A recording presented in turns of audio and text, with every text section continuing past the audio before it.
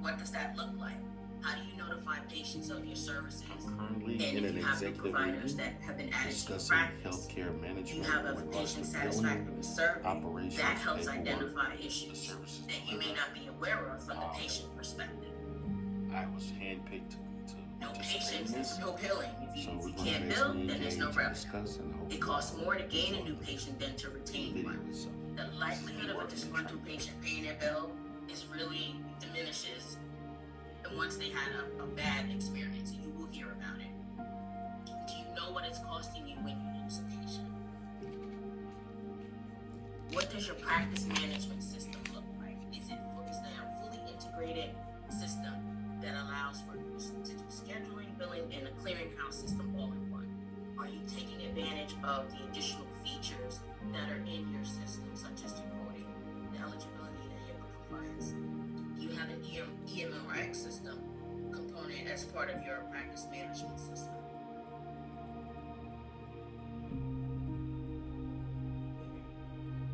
Lastly, you want to analyze your revenue. Review your services and billing codes. Are they properly mapped? Are your services properly mapped to the billing codes? Are your rejections tied to specific non-covered services? Are you using outdated codes? When was the last time your claims were reviewed by a certified coder? Is there another clinically accurate code that can be billed, or are you providing services that can't be billed to insurance? Do you have a system in place right now that breaks down your revenue so that you can see it by service offering, by procedure, by provider, or payer? What services are more profitable than others, and how can you adjust your practice to take advantage of those services while still being there for the patient? If you decide you don't want to take insurance anymore because of all of the headaches associated with it, how do you adjust? How do you know if that's a smart move to make? You need to analyze your revenue, your profits, and your costs to determine how you want to grow. And then, at the end of all of that, you want to monitor and make adjustments. How often are you reviewing AR and following up?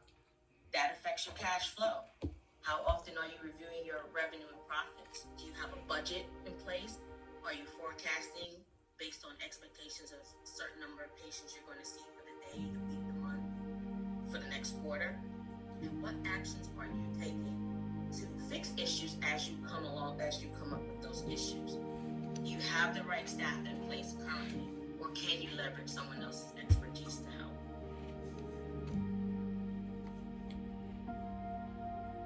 And now I want to open the floor to anyone that wants to share some of their experiences and issues that they faced.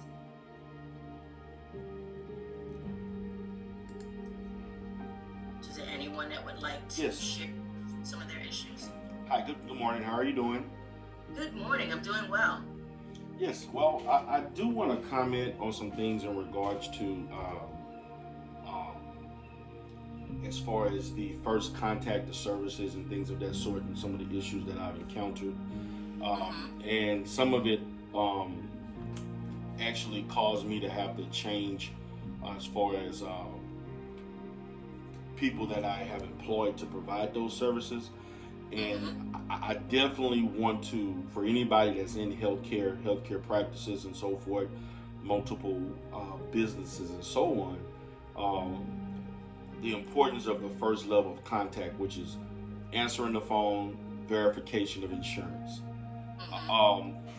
Most of the issues that I have encountered having multiple facilities providing various services in mental health has been related to the accuracy of information, the validation of that information, and eligibility and so forth, co-pays. It's a big part of what we do in the area of mental health, because there's a variety of, particularly if you are,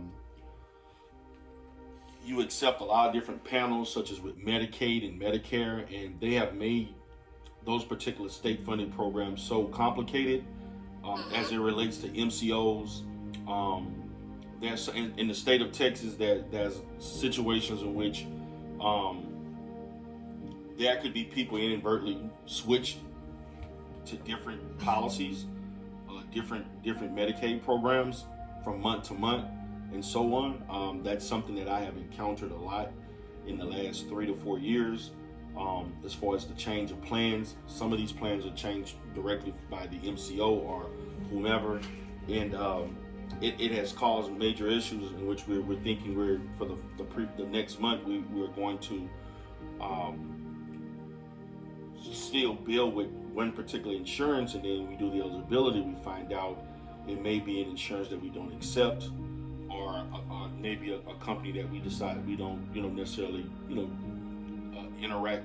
They don't necessarily provide the best services as far as how we interact with them in billing and as far as customer service and contacting them in regards to claim issues and so forth. So for myself, those are things that I have encountered as far as with my business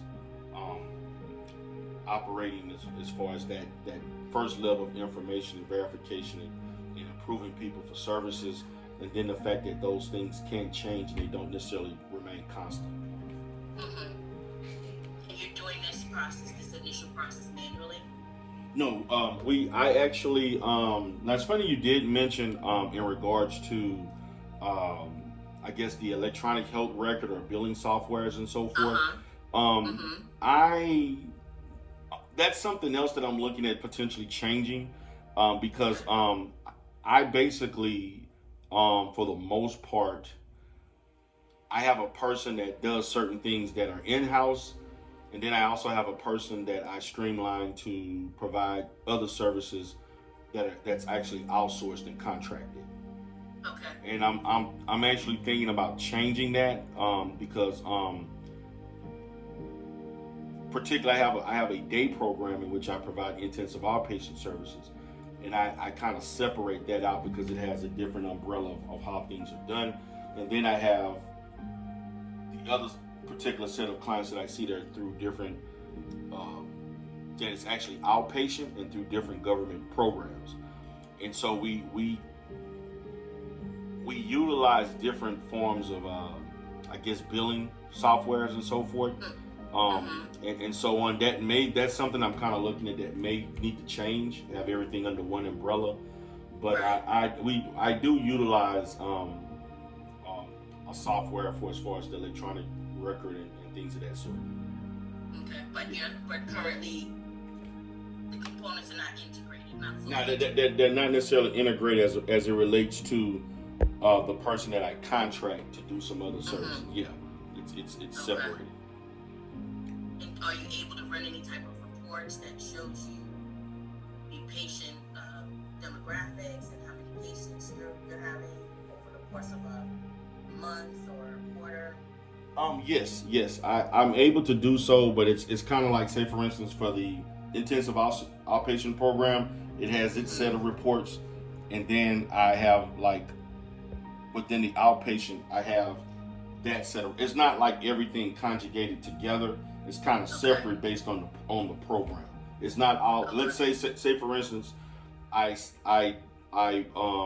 build 300 units a week for the day program, and I build 70 units a week for the outpatient program.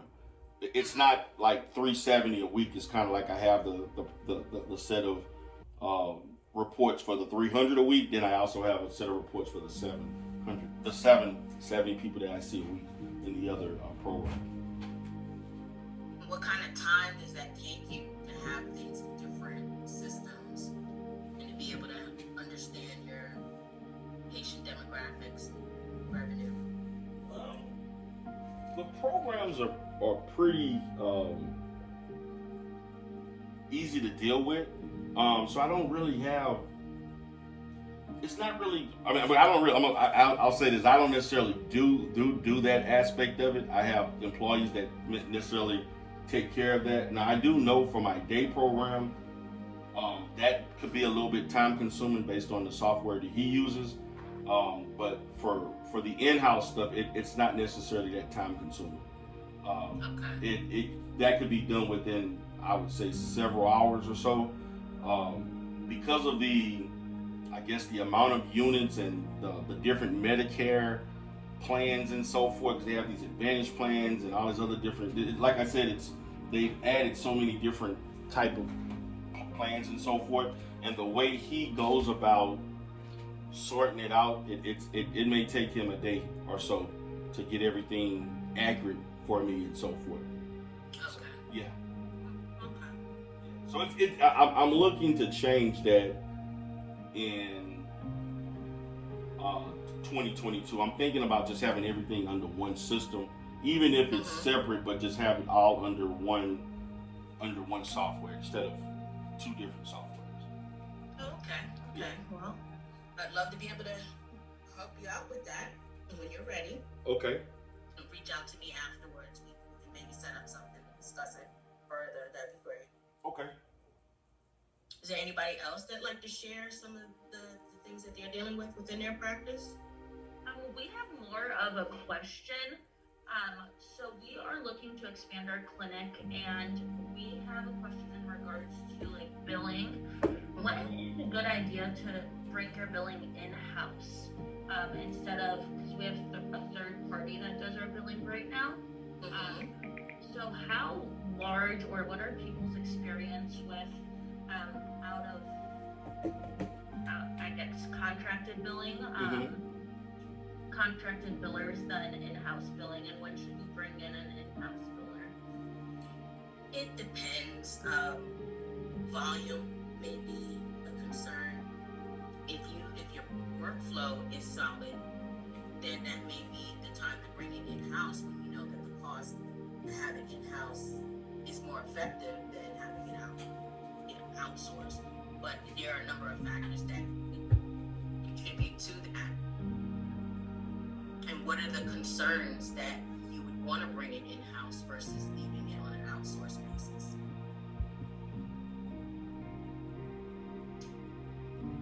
I guess like efficiency would be one, and then like how, so we're a physical therapy clinic, so right now we see about like 700 patients a month, and so we're just looking for like what are some benefits of in-house billing than contracted billing, and vice versa, because we only outsource our billing. Okay. Yeah, I mean, having it in-house, you have more control of the staff that are performing the function. That's one benefit. Depending on what you're paying for someone else to do it, it could be a cost. It could be a cost issue. It could be an efficiency issue. You're seeing that much volume a month. Yeah, it may be that you could bring it in-house and train someone for your specific workflow in your system. It may make sense to do that.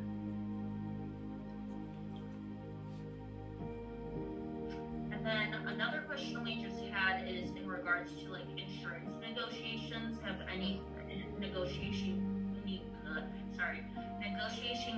negotiating rates for insurance companies? Has anybody had experience with that? What are some factors that they look for, or how do you get to talk to the right people? Because we are currently going to be getting a network with work conditioning, a large work conditioning provider in our area, and they just kind of give me the runaround. They said, "Oh, just bill, and then we'll determine your rate based on our fee schedule." And then you ask the fee for the fee schedule, they don't give it to you. And they don't point you in the right direction as to who to talk to get that fee schedule and what the reimbursement would look like. So we're just wondering if anyone had any experience with negotiating their rates with insurance providers. Yeah, I can. Sorry. I was going to ask if anybody wants to share their experience. Sure. Can you hear me? Yes. Okay. I do have some experience with that, and it's not the easiest thing to do. Are you seeing private? Are you talking about as far as negotiating with let's say EAP and private insurances? Is that what you're looking at negotiating? No, right now, mainly just we're trying to get workman's comp Oh, workers' comp. Okay. Right now, and then eventually we want to negotiate better rates with like commercial. Okay, with the commercial. So what I have found to work, because I actually had a person that this was actually about 6 or 7 years ago, when I brought in a billing person or an office manager that discussed how, when she was working for a medical practice, that they were able to negotiate rates. And so who you would have to talk to is someone in the credentialing. I think it's the billing or credentialing departments. Yeah. And who's ever the head of that. And what you would have to do is present. And this is what we did. I mean, I don't and I was told by other people who've done this. You have to present. Say, for instance, you have a certain volume of clients that have their insurance, and so you have to show the efficacy of you providing services and helping these clients long term. If you have any reports or anything as far as how you have been effective in treating their clients that have their insurance, and based on the efficiency and the success of that, it would be,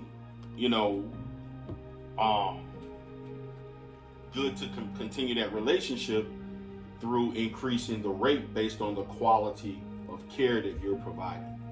So if you can by any way show that your quality of care is conducive to of an increase. Now, I can't tell you how much that increase can be, because in my experience, some are willing to give more than others. It could be $3, $5, some maybe $10 to $15. It could vary. But I do think you want to start with the heads of the credentialing or the billing departments. As far as a fee schedule, I've never had difficulty getting a fee schedule. That's something that was pretty easy to obtain, so I don't know what may be the issue with that. Pretty much in your contract with them, there should be a fee schedule given to you if you are credentialed or contracted with them, as far as how much they agreed upon for whatever service. Because usually when I call an insurance, I ask for a full fee schedule of all the services I can bill for, and they'll give me an outline of whatever unit. If I'm billing 45 minutes an hour, this is how much it is, and this is the code and so forth that I can bill for. So that's what I would encourage. I would encourage you to contact the billing or credentialing department and give them information to show why you should, based on the quality of work you're providing and the outcomes, and then that in some way could allow you to get an increase in per unit for services. Great, thank you. I appreciate your insight. And if you still need some help with that, I may be able to direct you to some resources on that as well. If you could provide like your a best email, that I could send some information over to you. Yeah, that would be great. You want me to send it to you now? Yes, you can put it in the chat. Okay, thank you. Anybody else want to share anything that they are dealing with?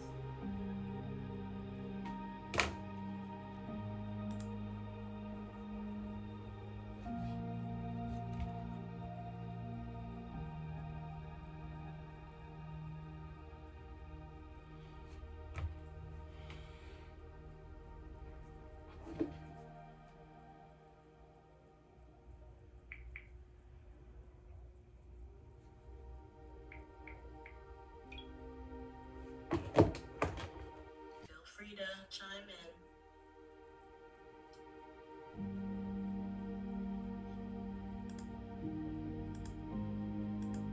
I have a question for you.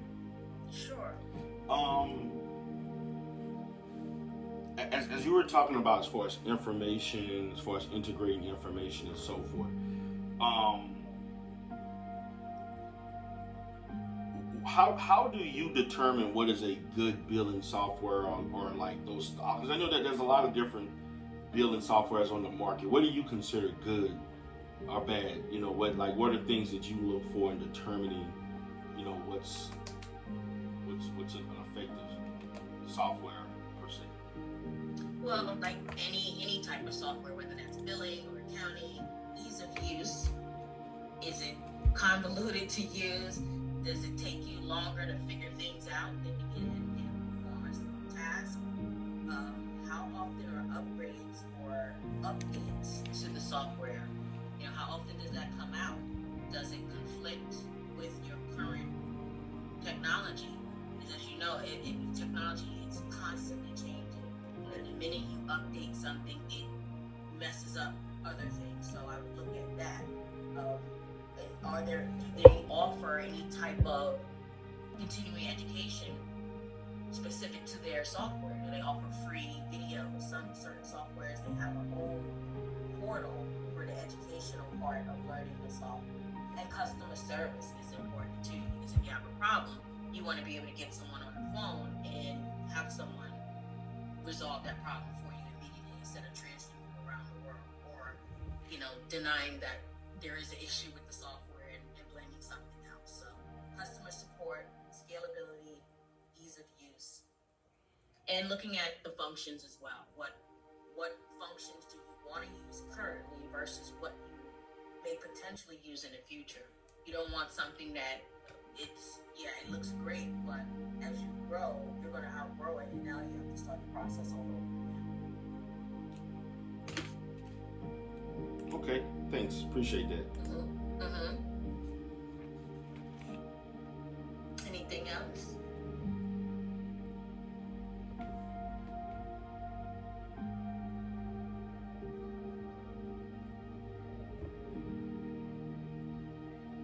Not, I'm okay to end it at the moment if no one else has any more input or questions. You can feel free to reach out to me. Here's my email address and phone number on the screen. It's info@thefinancialboutique.com if you're not able to see it, and my number is 301-668-8284. Thank you so much. You're welcome. And if there's anything else you'd like to see in future roundtables, please share that feedback. Because I would like to try to offer these maybe once a month, where we can discuss some of the issues and maybe come up with some solutions. Sounds great. Thank you. Thank you so much for your information. You're welcome. You're welcome. Last call for any questions, comments, anything you can share. All right, then I will end it here. And thank you for taking. So that was pretty informative. I was able to speak. Got into a round table. We talked about a lot of different topics in regards to billing, credentialing, softwares, and so forth. This is kind of what I do sometimes in the practice. I do a lot of continuing education. So this is kind of what I do besides seeing clients and so forth. So hope you enjoyed my interaction with everybody. Hope you have a great day. Peace.